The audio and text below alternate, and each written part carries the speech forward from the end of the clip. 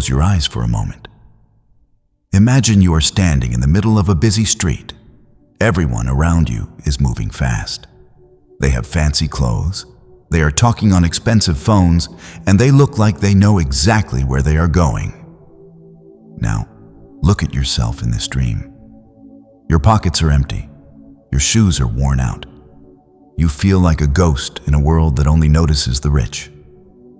You have a big dream, a dream so big it scares you. But every time you look at your reality, that dream feels like a lie. Does this feel familiar? Maybe you aren't on a busy street. Maybe you are in your room, looking at your bank account or feeling the weight of your family's expectations. You want to be great, but the world tells you to stay in your place. Today, I want to tell you about Kabir. His story is your story. And by the end of this conversation, I want you to realize that your empty pockets are not a cage. They are the starting line of a masterpiece. Kabir grew up in a village where people didn't dream. They only survived. His house was small, the roof leaked, and his parents worked until their hands were calloused and bleeding just to buy a bag of rice. Kabir was a big thinker.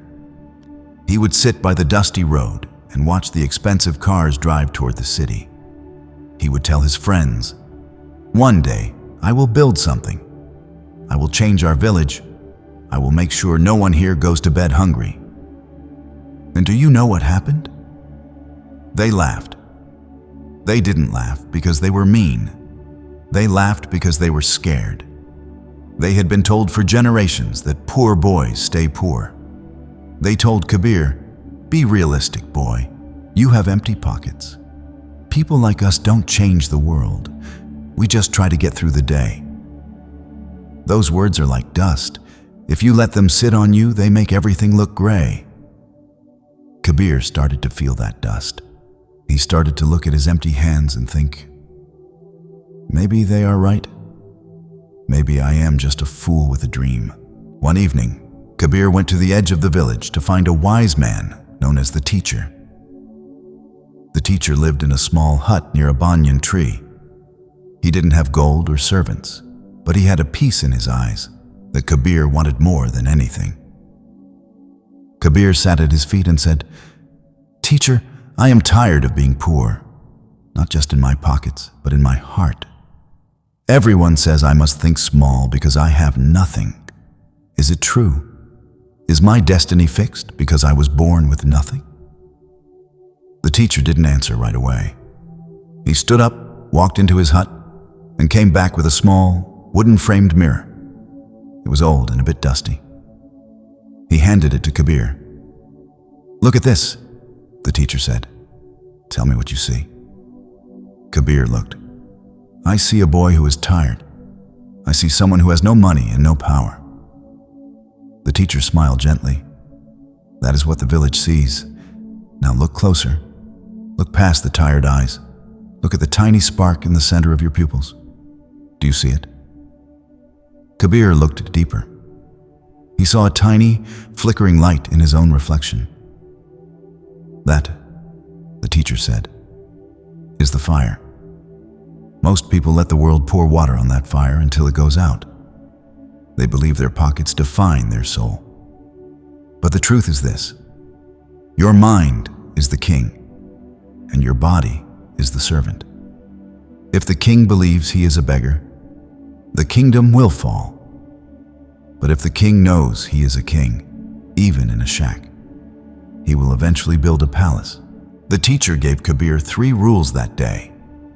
And I want you to listen closely, because these rules apply to you right now, wherever you are. Rule number 1, clean the mirror. The teacher told Kabir, "Every morning, the world will throw dirt on your vision. People will say you aren't enough. Your own fears will whisper that you will fail. You must wake up and clean that mirror.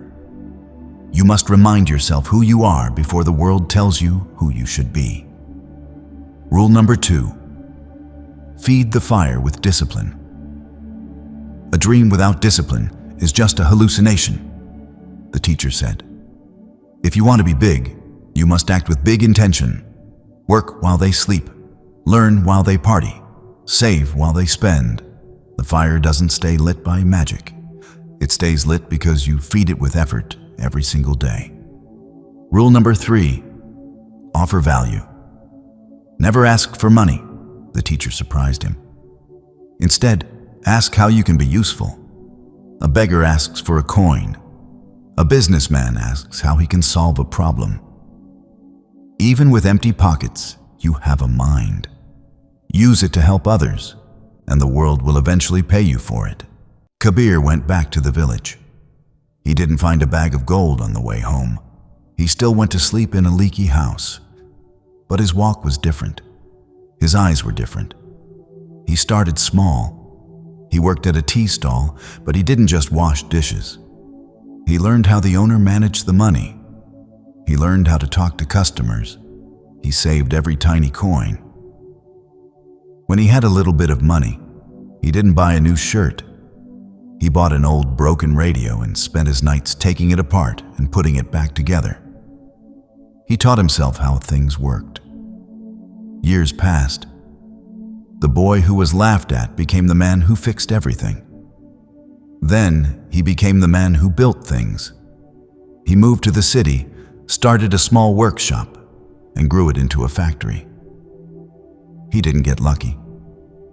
He simply refused to let his empty pockets enter his mind. He kept his pockets empty so he could keep his mind hungry. One day, Kabir returned to the village in a fine car. He went straight to the banyan tree. The teacher was still there, looking older, but just as peaceful. Kabir didn't show off his car or his expensive watch. He simply took out that old wooden mirror and showed it to the teacher. It was sparkling clean.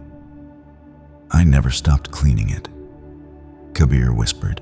Now, I want to talk directly to you. The story of Kabir isn't just a nice tale to make you feel good for a few minutes. It is a challenge. Look at your life. Are you letting the dust of other people's opinions settle on your mirror? Are you waiting for someone to hand you a bag of gold before you start acting like a success? Success is a mindset before it is a bank balance. It is the decision to say, my current situation is just a chapter, not the whole book. You have a fire inside you. I know you do, because you are here, seeking growth. You are here, wanting more for your life. That desire is the spark. But a spark needs oxygen. It needs the oxygen of discipline, the oxygen of self-reflection, and the oxygen of thinking big. Stop looking at what you lack. Start looking at what you can offer. Your pockets may be empty today, but if your mind is full of vision, you are already the richest person in the room. If this story touched your heart, I want you to do one small thing today to clean your mirror. Write down one big dream you've been afraid to tell anyone. Just one. And keep it somewhere you can see it.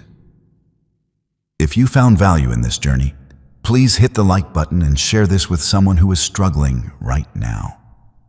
Let's help them find their fire too. Comment below with the words, "My fire is burning," if you are ready to change your mindset. And don't forget to subscribe to join our community of big thinkers. Remember, your pockets can be empty, but never let your dreams be small. I'll see you in the next story. Be strong, be wise, stay hungry,